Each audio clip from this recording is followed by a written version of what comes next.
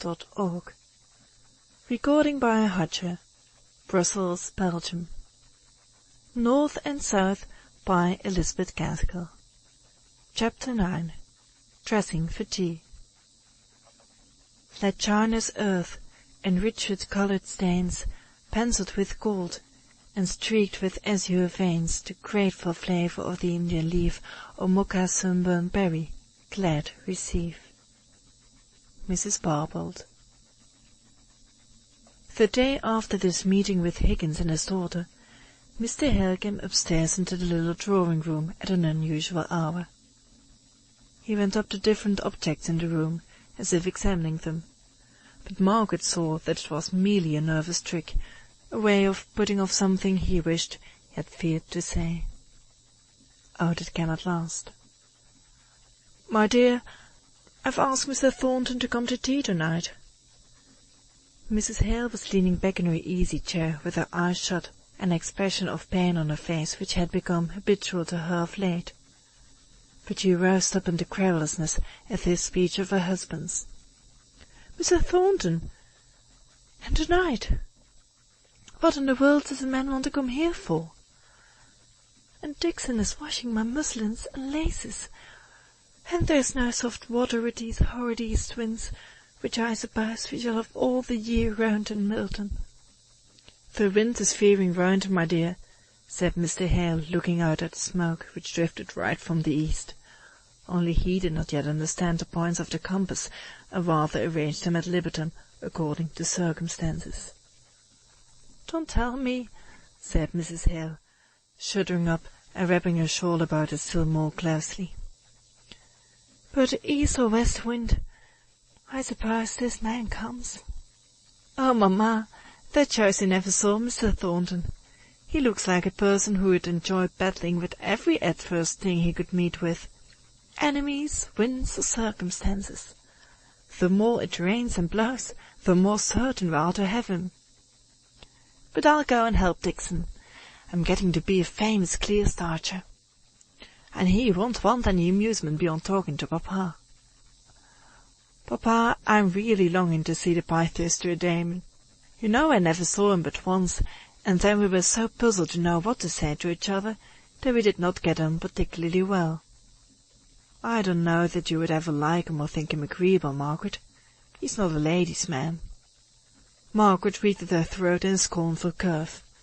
"I don't particularly admire ladies' men, Papa. But Mrs. Thornton comes here as your friend, as one who has appreciated you. The only person in Milton," said Mrs. Hale. "So we will give him a welcome and some cocoanut cakes.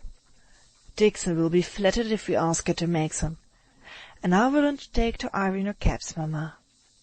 Many a time that morning did Margaret wish Mr. Thornton far enough away. She had planned other employments for herself, a letter to Edith, a good piece of Dante, a visit to the Higginses. But instead she ironed away, listening to Dixon's complaints, and only hoping that by an excess of sympathy she might prevent her from carrying the recital of her sorrows to Mrs. Hale. Every now and then Margaret had to remind herself of her father's regard for Mr. Thornton, to subdue the irritation of weariness that was stealing over her, and bringing on one of the bad headaches to which she had lately become liable. She could hardly speak when she sat down at last, and told her mother that she was no longer Peggy, the laundry-maid, but Margaret Hale, the lady.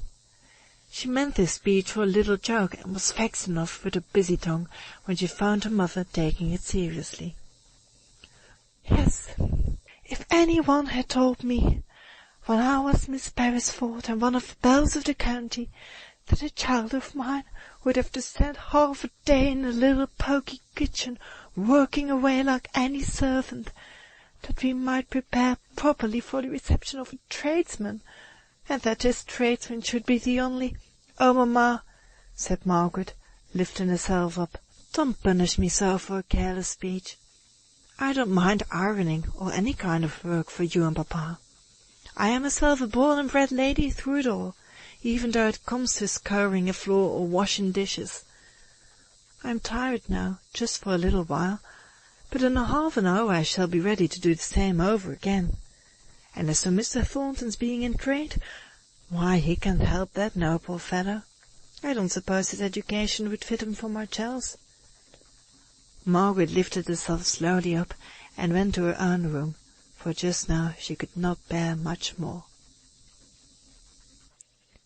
In Mr. Thornton's house, at this very same time, a similar yet different scene was going on. A large brown lady, long past middle age, sat at work in a grim, handsomely furnished dining room. Her features, like her frame, were strong and massive rather than heavy. Her face moved slowly from one decided expression to another equally decided. There was no great variety in her countenance, but those who looked at it once generally looked at it again. Even the passers-by in the street half turned their heads to gaze an instant longer at the firm, severe, dignified woman, who never gave way in street courtesy or paused in a straight onward course to the clearly defined end which she proposed to herself. She was handsomely dressed in stout black silk, of which not a thread was worn or discoloured.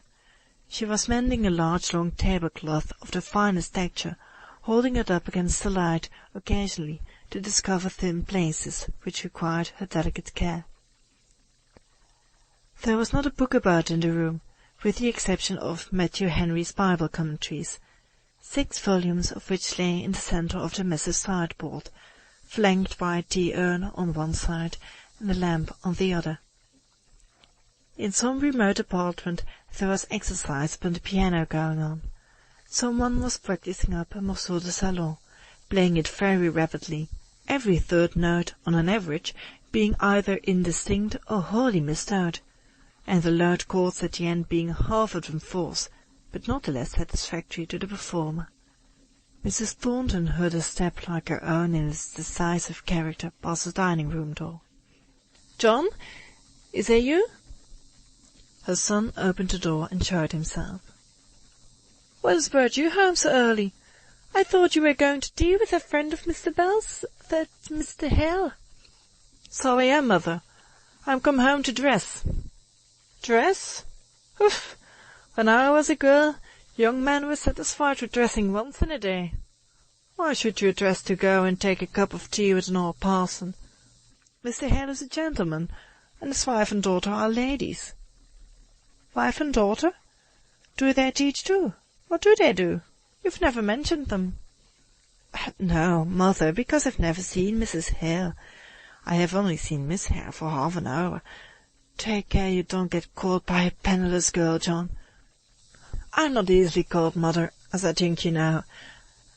But I must not have Miss Hale spoken of in that way, which you know is offensive to me. I never was aware of any young lady trying to catch me yet, nor do I believe that anyone has ever given themselves that useless trouble."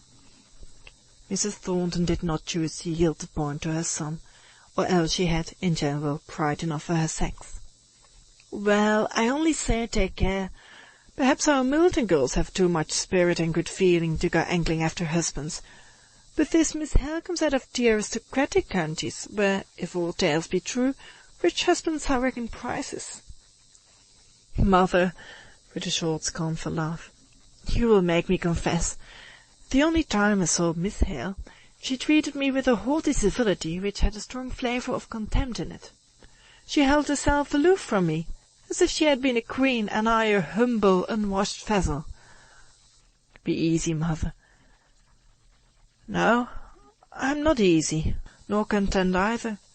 What business had she, a renegade clergyman's daughter, to turn up her nose at you? I would dress for none of them, a saucy set if I were you." As he was leaving the room, he said, "Mr. Hale is good, and gentle, and learned. He's not saucy. As for Mrs. Hale, I will tell you what she is like tonight, if you care to hear." He shut the door and was gone. "Despise my son! Treat him as a vassal indeed! Ha! I should like to know where she could find such another. Boy and man, he's the noblest, stoutest heart I ever knew. I don't care if I'm his mother. I can see what's what and not be blind. I know what Fanny is. And I know what John is.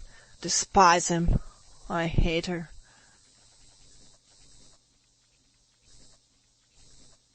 End of chapter 9.